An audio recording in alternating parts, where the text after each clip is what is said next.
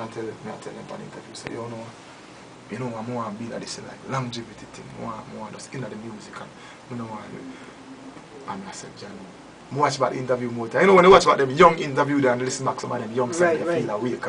I said, look how me really put in this thing, and I tell the people them from them time, they can me know what I see in my mind, and I know which part I want to reach.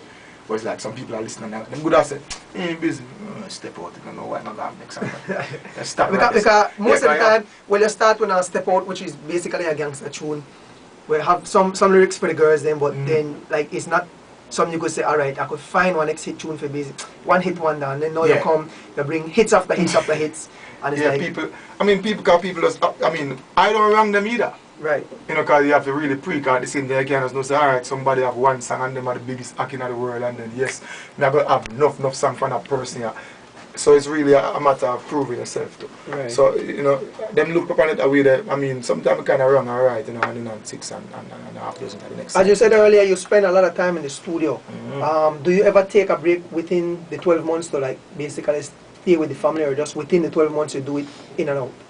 In and out, straight. I not take break. So it's straight music 24/7. Yeah, man, not holiday and a break thing for me. My thing is like, as I say, I only for cousin me get to take break. Right. Only for cousin, family me I talk about now, I not talk about just regular little friend and right. Family now, I say, this, that, right, I let them know, say, you know.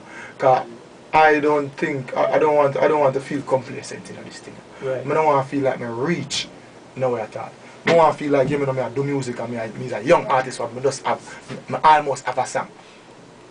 I almost have one song, and I kind of feeling that I'm going to the studio with like every day. Right. For all the hits you made, have you ever hit the Billboard before? Twice with Step Out, once with Step Out, you know, Step Out running at the Billboard, and We're Not Going Down, Bad Man Place. Yeah, twice. Okay. Twice, yeah. Bad Man Place. In terms of collabs, I know you've done collabs with Movado. You've done collabs with Alain, Tommy Chin. Who else would you like to work with for 2009? Any new artists? Well, definitely. What about different artists all over the world? We just did a TikTok remix with Mia, Swagger Like Us. Right. The girl that's in Swagger Like Us from Miami. You know, we have something pending with Lil Wayne. We've been 50 Cent and been want to work and everything, but you know the thing with big artists like that and everything, somewhat, and the timing and the in-studio vibe and everything. So it's like a different thing. And you know, we have something with DeMarco already. We have some collab with Marcia Griffiths. We have something with Alba Rose. We have something with Michael Rose. Michael Rose. We have something with Here Comes the Yacht Stepper. We have something. A whole heap of different collabs. Reading up on you, you said you love to work with the older artists because they teach you a lot too. Yeah, man. Michael Rose. Right. Michael Rose. Before we buy the song the day, we did at the studio and John gonna make some oats porridge and we did it with John and I said, alright, then we did it. I sit down and listen to a long line of history and music. I come up from them there, from Shine Eye Girl and Starker Sense of Media. Right. From the first guy, you know, Michael Rose got like the first Grammy in Jamaica, for Jamaica. Definitely. With them songs from them time, I got the first Grammy in reggae music. Okay. Yeah. So in terms of, you see like how Michael Rose, Junior Reid, all them had hits like back then and now everybody is sampling. Would you want to have hits like now and in 10 years, 15 years from now? Yeah, they could call you back generation and say, right. I got really say, yeah man, definitely. Because right now a lot of people don't know that like these songs that Junior Reid and them doing over is songs like from the 80s. Yeah man, you know, so look. And when it just shows that when they do good work. Right. When they do songs who have longevity in them. Because I have enough songs where them nice today or them nice this week and then next week. Garbage. Right. Yeah, you have songs who have a timing on them. You know, you have songs where want to really have no substance to it, but they have a vibe. Right. So it's like, you know, you have songs like those and then you have songs you know, what just last long and just have something about it where they can play it over again. No, those are the songs. But no matter what, it must pay off. Definitely. Because Junior Reid, sometimes, alright, me there a dancer and I see Junior Reid, I'll have CD. And I tell you about before the Blood remix there with Game and all the stuff. Junior Reid have CD and a war and go on for just play them on CD with a new song. Right. You know, but the Blood, the same good song one from them time when they were little youth. and then something like that same thing come bring it back and right. Everybody will want to remix a Junior Reid first then call most of the time. It's been noting that too. You have a song right now. I mean, the reason I really love your songs, Busy, is like you do songs beyond thinking. Because I mean, now you have a song Trading Places.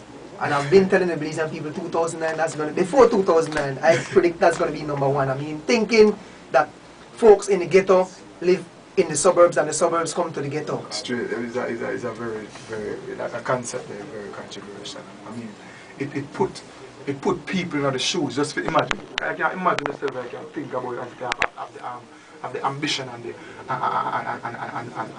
good thoughts. You think about yourself. Say, all right. Right. Me living at the uptown area now. Me in one of the big house them with the pool them and the bar.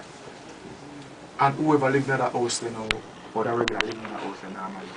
Them now, you know, the trench part, them have to go bathe outside the pipe around. Right. And them have to go do the way out there so near the house. No fridge ice box. No fridge, little ice igloo and thing. And the rat them run up and down, the cockroach them and the ants them and take up the food if you leave it too late. Right. Yeah. So it's like trading places. We put people in that position there. It wouldn't be easy, you know. You done a video for it? Not yet. Because we are trying to get we are trying to get them people if you come make them appearance in the video, like the people you know, the Butch Stewart, we Rose School in a Porsche Sims now. Right. You know, whoever we sing about, we try to get whoever we sing about come play a part in the video to make them say, yeah, this could be real. Alright. You know? Well, Busy, we know you have 2 albums. The first one was Step Out and the second one, Loaded, just released in September. You working on any third album anytime soon, or you just going to be promoting this Loaded for now? Atted Turf, we have the Atted Turf thing, that's like a network thing where us drop a little while with something, burning off some CD and some new tracks, so I will really make this thing reach to a different level, some different ideas and some different topics. So we line up like about four more albums already. Okay. Since Loaded the other day, it's not really officially dropped and released yet and everything, but you have Step Out.